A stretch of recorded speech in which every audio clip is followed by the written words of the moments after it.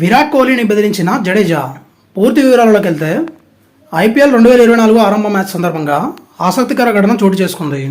Chennai Super Kings allrounder Ravindra Jadeja, Royal Challengers Bengaluru batter Virat Kohli పరస్పరం tease చేసుకోవడం హైలైట్గా నిలిచింది. చెన్నైలోని చెపాక్ వేదికగా సిఎస్కే ఆర్సీబీ మధ్య మ్యాచ్తో ఐపీఎల్ 17వ ఎడిషన్కు తెరలేచిన విషయం తెలిసిందే. సొంత మైదానంలో బెంగళూరుపై ఆధిపత్యం చాటుకుంటూ డిఫెండింగ్ ఛాంపియన్ చెన్నై 6 వికెట్ల తేడాతో గెలుపొందింది. విజయంతో సీజన్ను ఆరంభించింది. ఇదిలా ఉంటే ఆర్సీబీతో మ్యాచ్ సందర్భంగా బౌలింగ్ చేసే క్రమంలో రవీంద్ర జడేజా కోహ్లీని ఆట పట్టించాడు. ఆర్సీబీ ఇన్నింగ్స్లో 11వ ఓవర్లో జడేజా క్యామరూన్ గ్రీన్ను తన బౌలింగ్తో బెంబెలెత్తించాడు.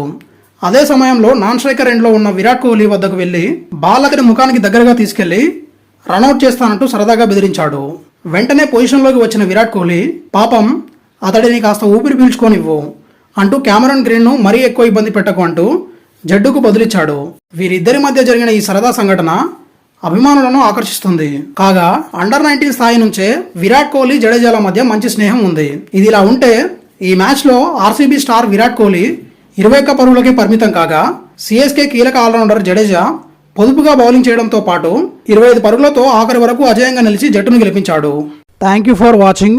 Please like, share, comment and subscribe for more videos. Daily dose YouTube channel.